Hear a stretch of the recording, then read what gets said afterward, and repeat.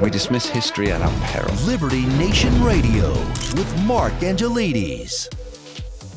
Hello and welcome back to Liberty Nation Radio here on the Radio America Network. We're very fortunate to have with us author, political consultant, and all-round Renaissance man, Mr. Peter Schweizer. Peter, thanks for being here. Oh, great to be with you. Thanks so much for having me.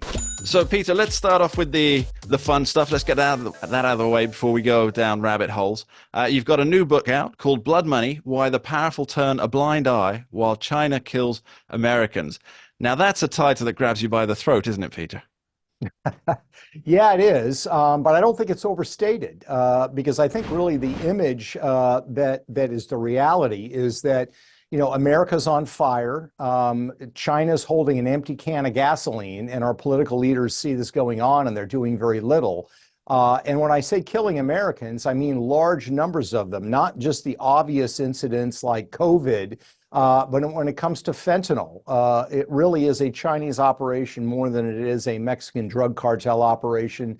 But even violence in our streets. China has been smuggling in weapons systems to criminal gangs in the United States that are killing Americans there as well. So this is a real problem with real casualties, and the vast majority of our political class do not want to address it because of the economic costs it would cause them directly, or it would cause their broader constituencies.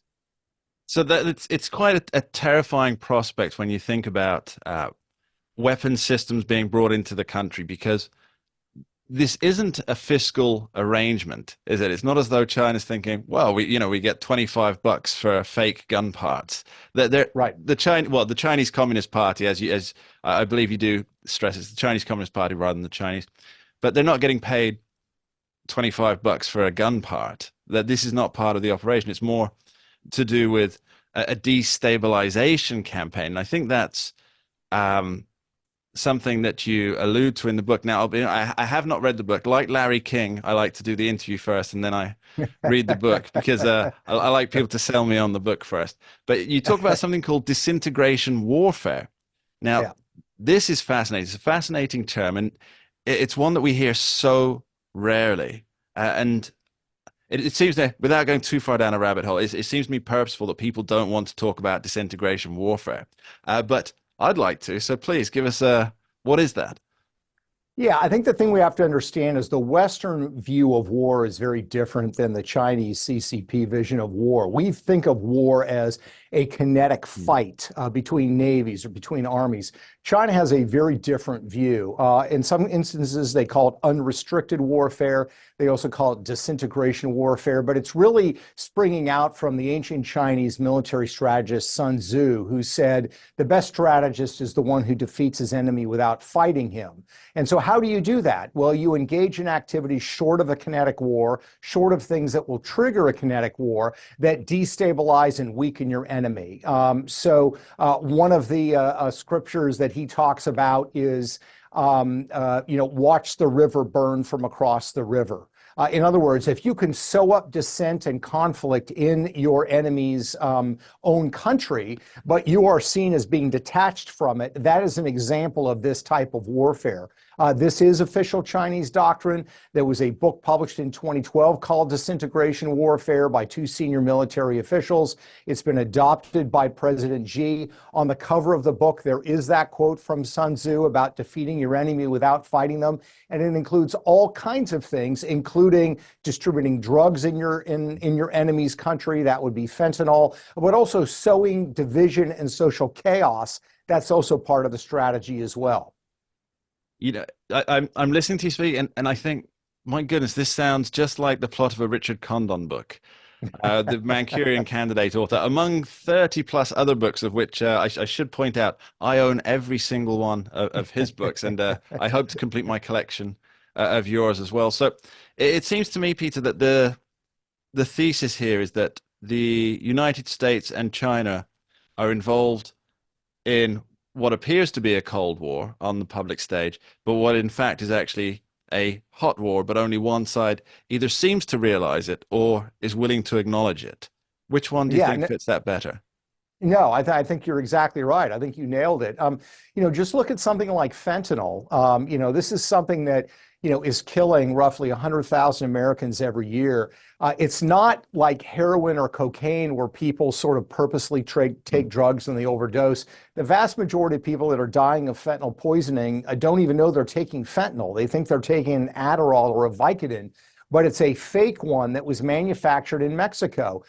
The entire process of the production of fentanyl is run by the Chinese. Everything from the precursors, a lot of people know about that, to the actual production of the fentanyl, taking the precursors and turning it into fentanyl. That's done by 2,000 Chinese nationals that just happen to be living in northern Mexico working for the drug cartels. This is a form of warfare on the United States. We see it as yet another drug plague. This is, in fact, a form of warfare that the Chinese government, the CCP, is engaged in against the United States. And it is now the leading cause of death for people in the United States under the age of 45. More people die of fentanyl overdoses every year in the United States than double than what we saw in all the casualties in the Vietnam War. So this is an example of the kind of hot war that's taking place. But precious few of our leaders actually want to talk about this, because when you accept what is going on, you realize you cannot have a normal, ordinary relationship with the Chinese government where you talk about trade and you talk about cultural exchange. You have to actually deal with these very difficult, complex issues, and a lot of our leaders simply don't want to do that.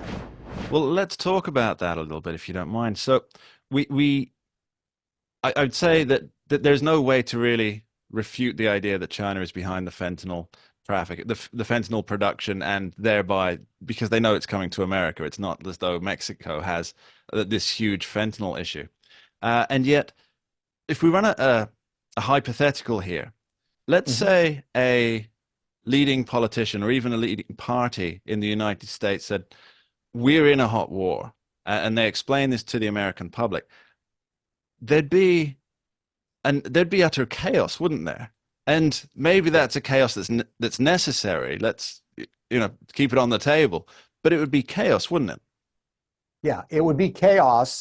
It would be hugely disruptive for Wall Street, for big tech, for Hollywood, for all kinds of American industries, because now suddenly you are bound financially to this country that is engaging in this and other destructive forms of, I would argue, violence against the United States. So it would create chaos. It would create panic. But, it's the sort of necessary conversation we have to have. At the beginning of the book, I quote Winston Churchill Mm. talking about the First World War, where he describes how many members of the British elite were not in tune with what was going on in Europe.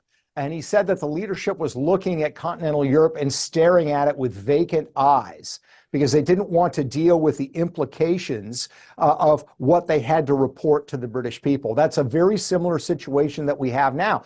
The question is, do we allow this to continue? Do we continue to allow violence to occur in our streets that is being fanned? The flames are being fanned by the Chinese. Do we continue to allow Americans to die? Do we continue to allow them to exacerbate social division in America simply because we don't want to deal with the fallout of speaking Mm. the truth? I think that's a terrible approach. I think we need to address it sooner rather than later.